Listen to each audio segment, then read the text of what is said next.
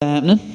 Well, Paddy, it feels like any fight that you're in is a big fight with a lot of attention, right? But co-main event, Las Vegas, fight capital of the world. I mean, does this feel like a big moment in your career?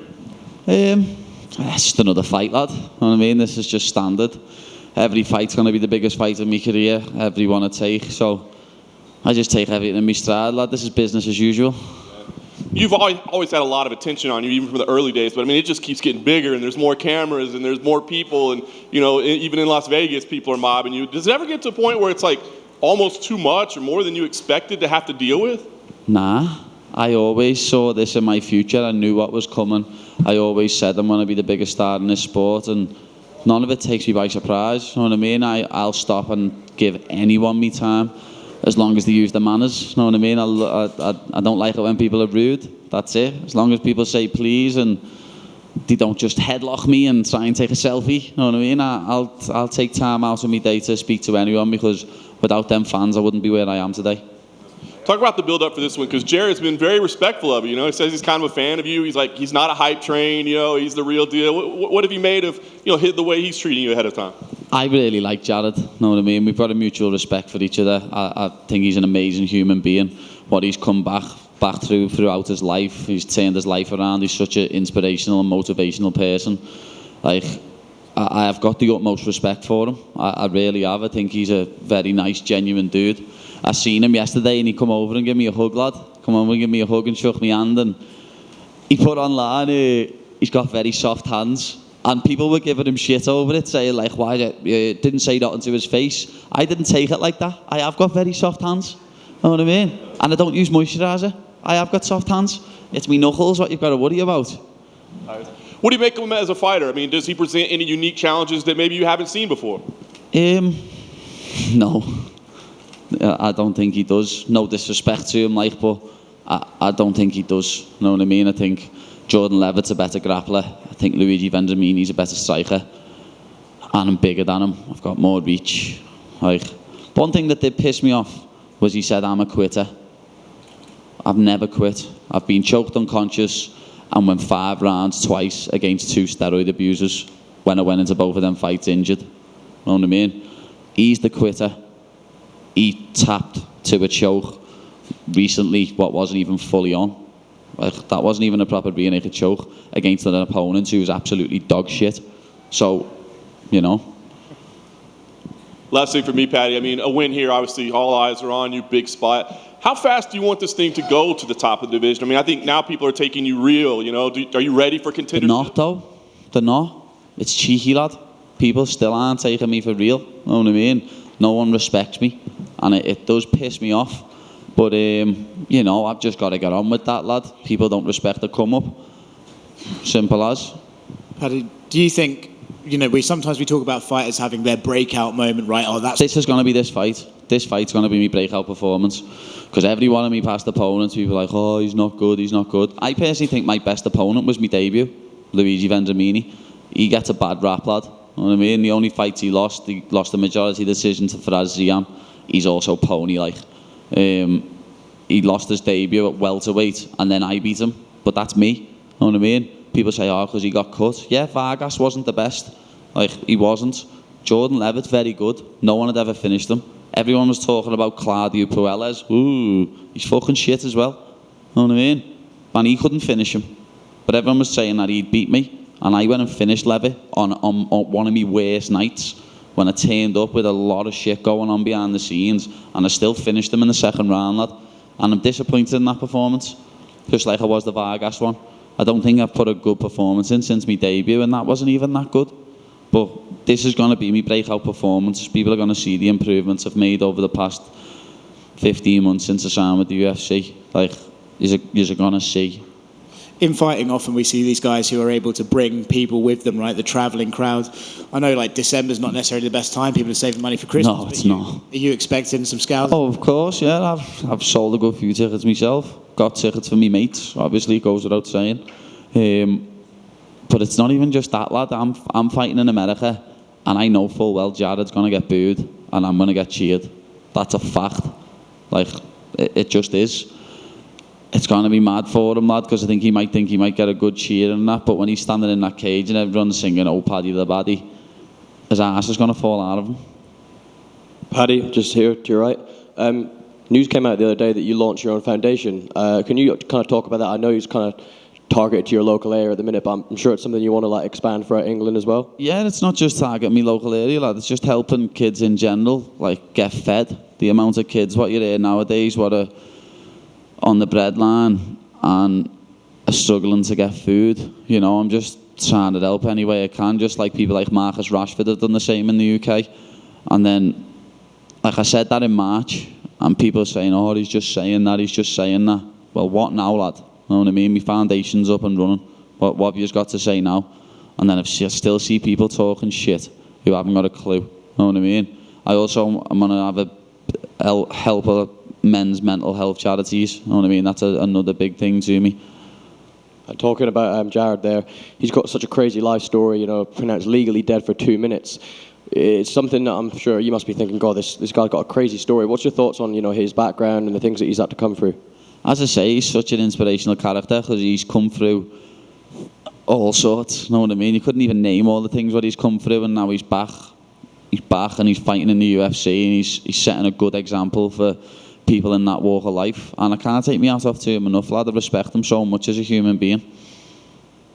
I wanted to ask, when you went to Conor McGregor's pub, you had a massive food binge, and you had a FaceTime with him. I know he helped you out with the bill. How much did he spend all the money on the bill for you? Did he pay it all? Yeah, he paid it all, lad. Are we talking 100 quid, 200 quid? We didn't even see it.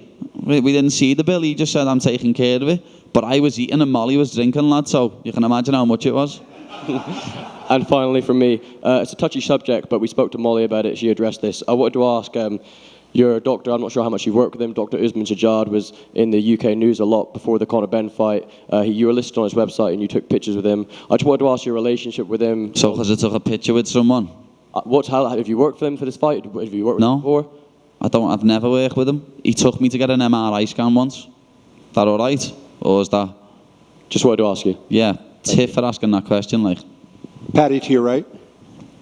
Over here. Just wanted to ask you, you know, as you get higher in the UFC and you get more notoriety, you become kind of like the Super Bowl, the big fight for everybody. So that creates a little extra burden on you, right? You have to raise your game each time because you know you're going to get the best from other guys. Is that something that you're aware of that you've dealt with in the past in your career? Yeah, people step up when they fight me, you know what I mean? They come in the best they've ever looked. It's just like when football teams play Liverpool, lad.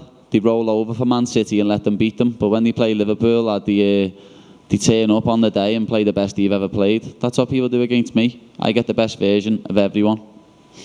And so when you do get the best version of everyone, does that force you to like never take a day off? Like sometimes, you know, you don't feel like practicing, but because of that, because you know the guys you're going to fighting are going to be stepping up and giving you your best, does that require you to be on point all the time? There's a lot of days I don't want to get out of bed, lad. A lot of days I want to just stay in the pit and not get out of bed. But it's something I've got to do. I work my arse off to be in this position that I'm in. Years ago, I used to just rely on my talent, and I never used to work hard. And it got me to a world title. It got me to a Cage Warriors world title. But when I started coming up against people that were working hard and did have a bit of talent, also they were pumping themselves full of steroids, but I started to lose, you know what I mean? And then looking back now, I needed them life lessons. It wasn't just like lessons in the cage. What I needed as a life lesson to sort my life out, and I've done that, and now look at me. Patty in the front right here. Jared was back here, and he said that after this fight, he wanted to work with you to kind of raise awareness for mental health and everything.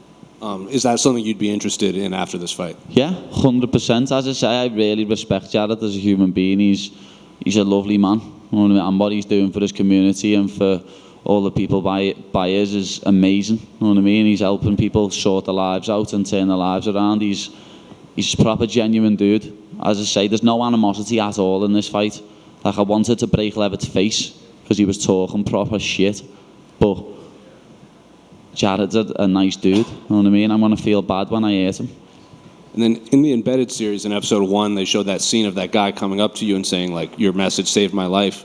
How often does that happen after that message you sent back in London? I have had that a few times now, like, to be honest. And as I said on that, it means more than getting my hand raised ever will. I always say there's no feel. Like, I've got goosebumps now thinking about it. I always say there's no feeling like getting your arms raised, but when someone comes over and says that they never took their own life because of something that I said, it's different.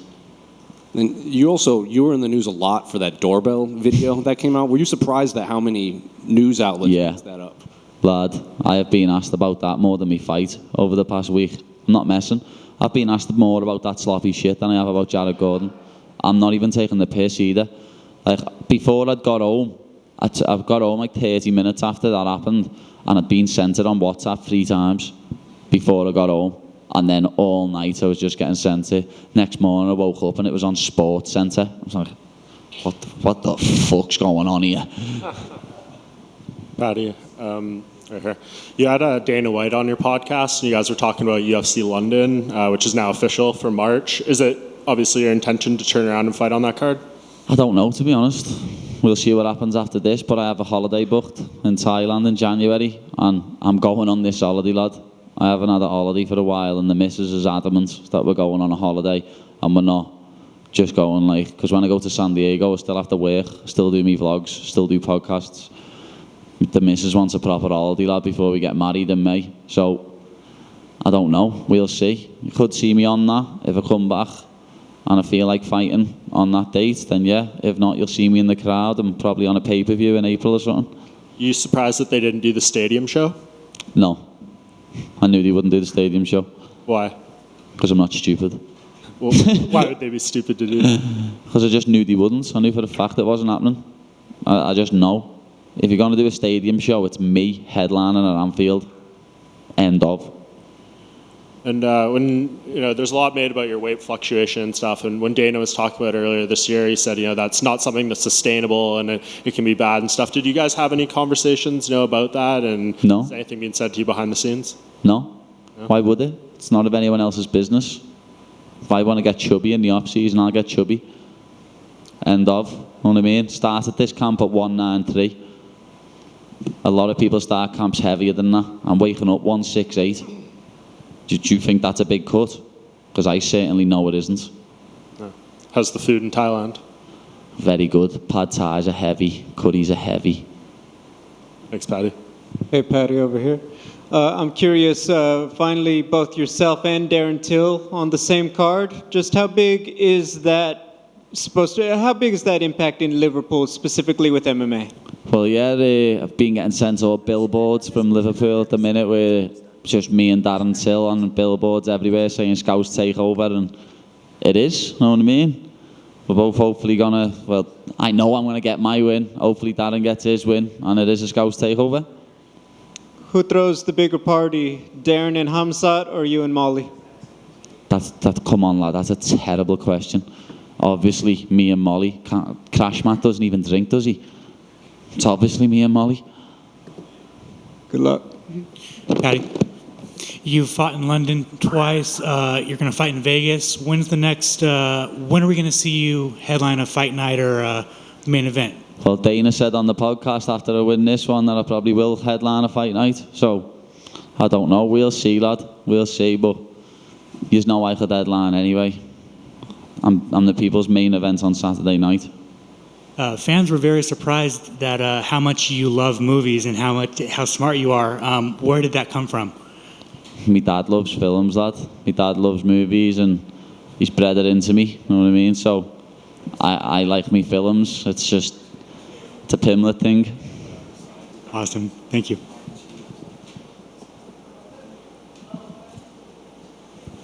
Yeah, just wanted to get your thoughts on Volkanovski and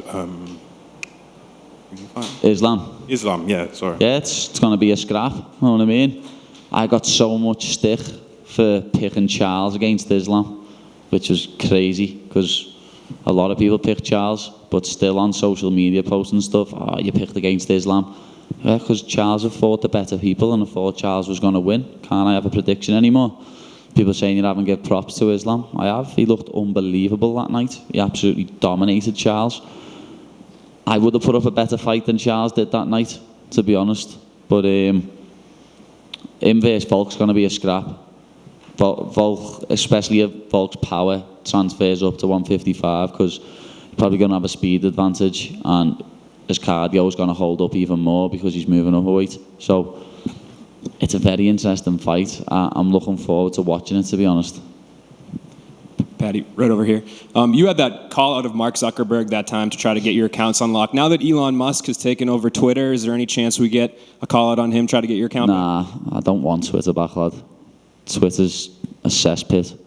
Twitter gets me in trouble. People interpret things that I say and twist it and make it sound like I've said something I haven't and make me look bad when I've never said any of those things. People just misinterpret what I say on purpose to make me look bad. You know what I mean? Digging tweets up from like 2018, 19 to try and make me look bad. And I'd rather not have Twitter back, lad. Gets me in too much trouble. Fair play. Thanks. Peace out, bitches.